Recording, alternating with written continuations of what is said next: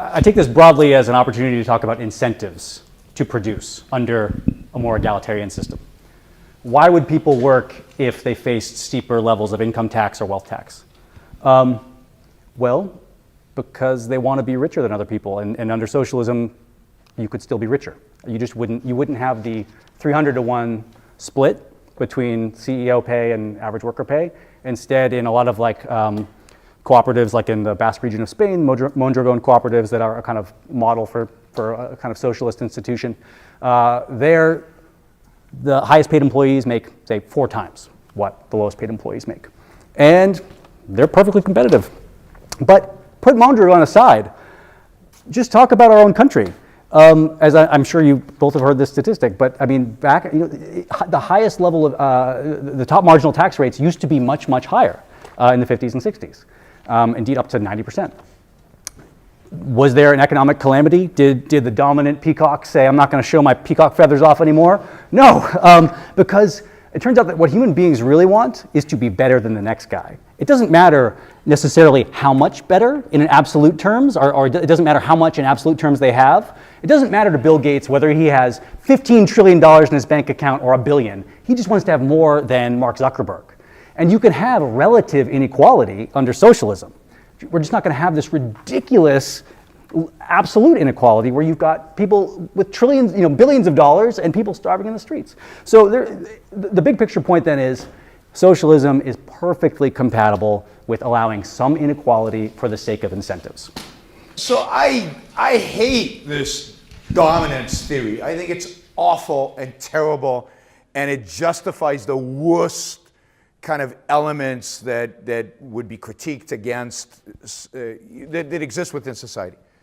Because it says that we're basically just regular animals. Some of us have this dominance thing, and we're willing to step on other lobsters to get to the top, and to hell with those other lobsters. And it's a zero-sum world, and we're going to destroy the competition in order to get to the top. And it's all about relative. I want to be better than the other guy. I think all of that is bullshit. I don't think any of that is true. We're not lobsters. We're human beings.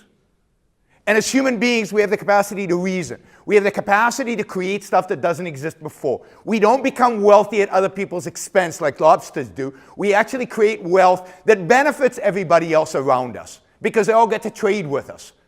So we don't rise to the top by stepping on other people like the lobster example. And we're not programmed to step on other lobsters and other human beings to advance. And we're not motivated. I don't believe for one iota Bill Gates looks at the top 400 wealthy and figures out where he is relative and motivated by getting higher up on the top of the list. None of these guys are motivated by that. If you know billionaires, what they're motivated by is the love of producing, the love of creating something, the love of making something beautiful. Yeah, he didn't create the iPhone, which is somewhere over there, because he wanted to be richer than somebody else. He created the iPhone because he was inspired by something beautiful that could change his life and our life. And trade for that. And yes, he wanted to make a lot of money, but the measure of money is not relative to other people. The measure of money is how much did I impact the world? Money is a symbol for how much value I've created. Because how do you become a billionaire? How do you become a billionaire? We talk about this abstraction of people having billions. But how did Bill Gates, Steve Jobs, Bezos, these guys become billionaires? By trading with us. Did we win or lose from that trade? Well, why did we enter it? Why did we buy the iPhone? Why do we use Amazon? Because we believe that it makes our lives better. So we enter the trade because we believe we're going to make our lives better. So the only way for them to become billionaires is for millions, no, not millions, billions of us, to trade with them in a way that we believe will make our lives better. So the only way for Bill Gates, Steve Jobs, and these guys to become billionaires in a free market, we'll talk about the corrupt ones in a minute, I guess, is by making the world a better place for everybody else.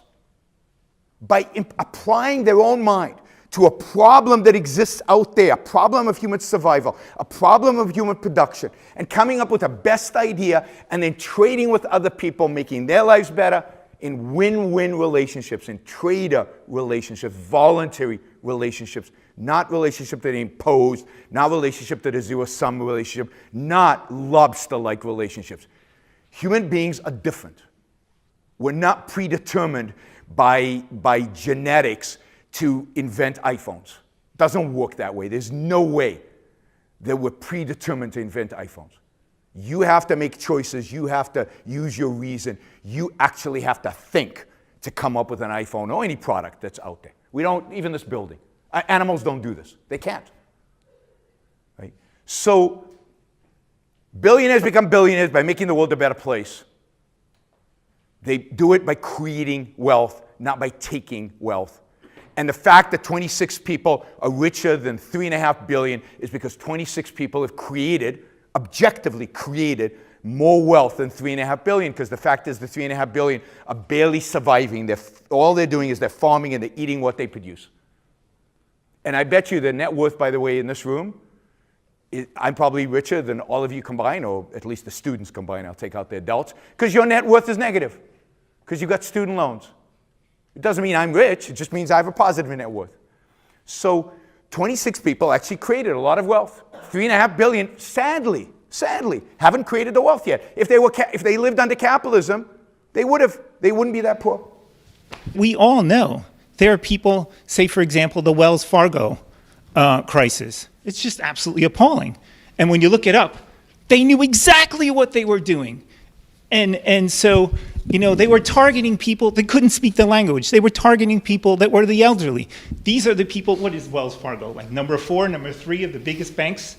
So, and they, in order to drive, like, so we have this system of capitalism that incentivizes like growth. So in order to fake their profits, because, you know, they have to show the people that want security for their stocks to rise up, they are faking sales. Let me just, because you've mentioned Coke twice, let me just say that the Einstein Institute does get a little bit of money for the Koch brothers, so just for you know, they pretty much give everybody who's in the free market world some money, so just for full disclosure. How do you protect against corruption? That's the only reason to have a government. It's to catch the crooks, right? That's the one thing the government should do. So if there's real fraud, then catch the real fraudsters. But the problem is today that that's not what the primary job of government is. So everybody remember Bernie Madoff? I know you guys are too young maybe, but Bernie Madoff, big pyramid scheme. He basically stole $63 billion from his friends and family members. Did the SEC catch him? SEC, responsible for protecting us from fraud in the securities market. Did they catch him? No. They got a report twice from a hedge fund that said, this guy's a crook. Here's what he's doing. And they couldn't catch him. They couldn't get him. Why? Why couldn't the SEC get him? Because the fact is the SEC is not about catching crooks. The SEC is about monitoring my behavior. I'm not a crook, just so full disclosure. I happen to be in the financial in the financial business as a business on the side, and I do some buying and selling.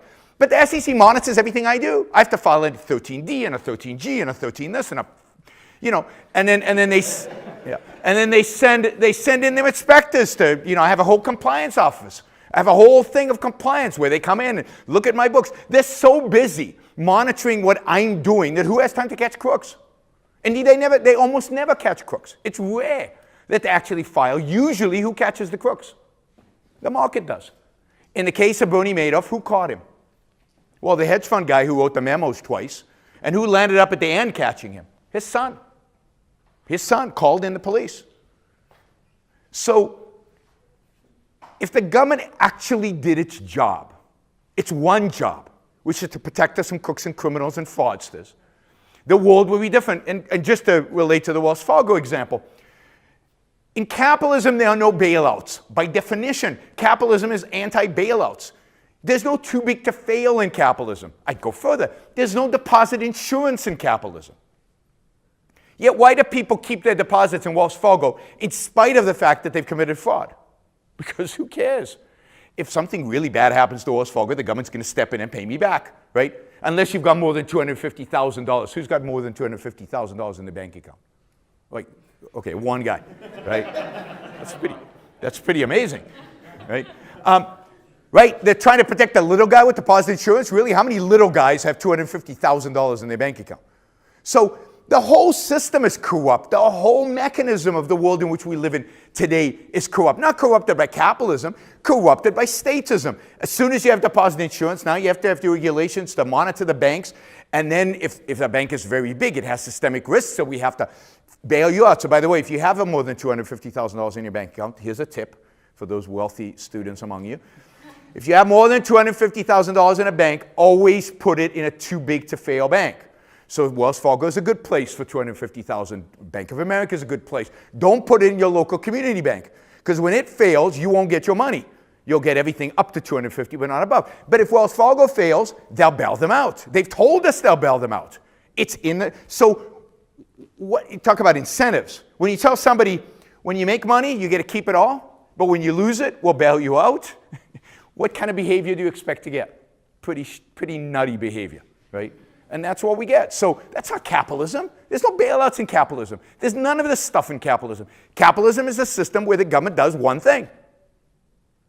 It protects us from the crooks.